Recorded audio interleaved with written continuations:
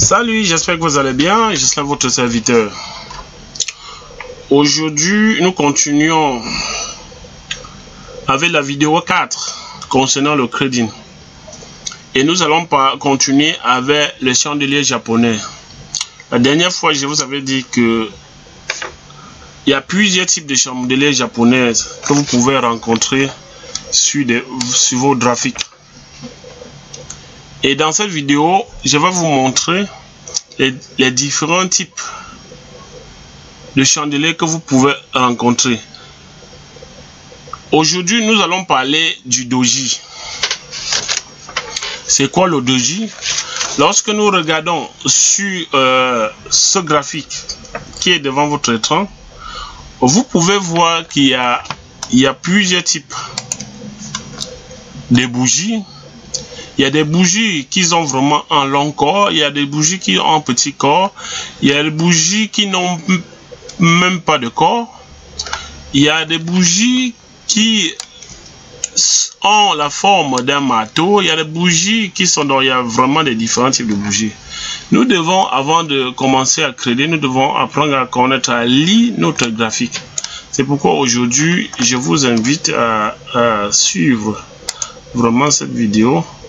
Parce que nous allons voir ensemble ces différents types de chandeliers.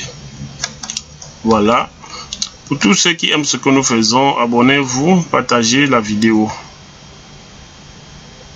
Et en sorte, voilà, nous allons parler de ce chandelier qui est le doji.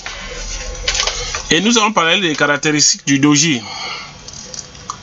Comme vous voyez ici à l'image, le doji, c'est ce chandelier japonais qui a la forme d'une croix dentée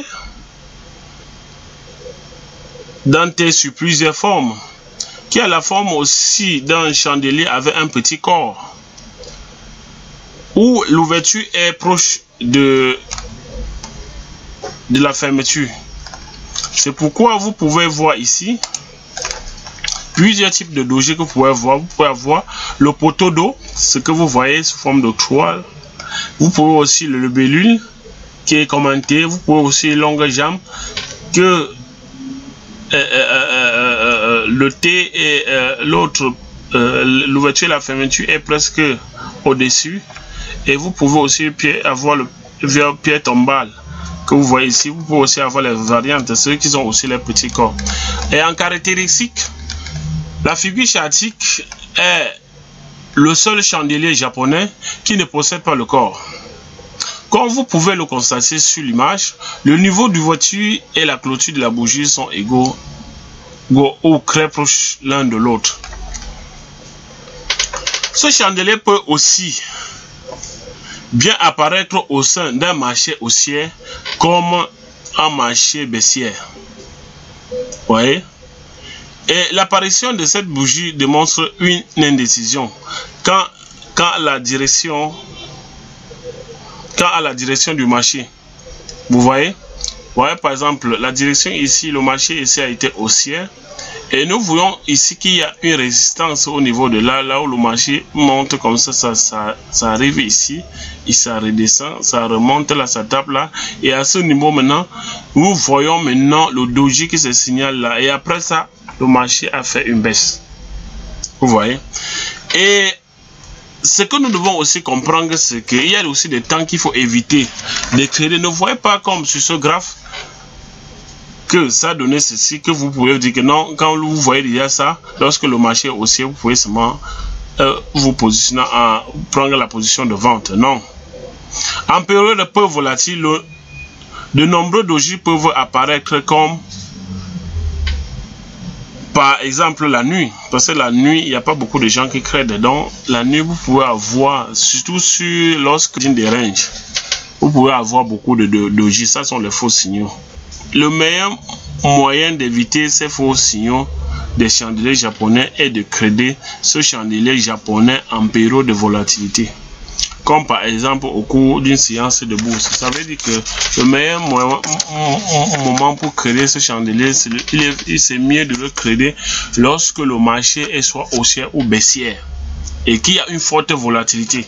En ce moment-là, lorsque la bougie se présente, vous pouvez maintenant prendre une décision. Et vous pouvez la voir dans une tendance baissière ou haussière. Et nous voyons par exemple sur ce graphe, pourquoi le signal doji du graphique précédent a-t-il plus de chances de fonctionner que des autres? Parce que vous allez voir plusieurs qui ne vont pas être pareils, qui ne vont pas fonctionner. Nous avons ici, pourquoi ça fonctionne ici? Parce que le marché a d'abord fait ça, voilà une résistance. Le marché vient ça tape là, ça retourne. Ça fait un pullback, ça retourne et ça remonte. Et quand ça remonte, ça arrive encore sur la résistance là. Ça arrive sur la résistance et nous voyons ce doji qui signale là. Et après, le marché a fait ça. Plus de 200 pips. Plus de 200 points. Et vous pouvez rencontrer ces doji dans tout style de trading. Dans le scalping, le day trading, le swing trading. Et si vous êtes débutant, je vous conseille déjà d'apprendre vraiment à lire votre graphique avant. Nous devons d'abord apprendre à commencer par là avant de faire. Parce que lorsque si tu ne connais pas lire ton graphique, tu ne peux rien faire en trading. Donc, si tu as aimé cette vidéo, abonne-toi, partage et rendez-vous à la prochaine vidéo.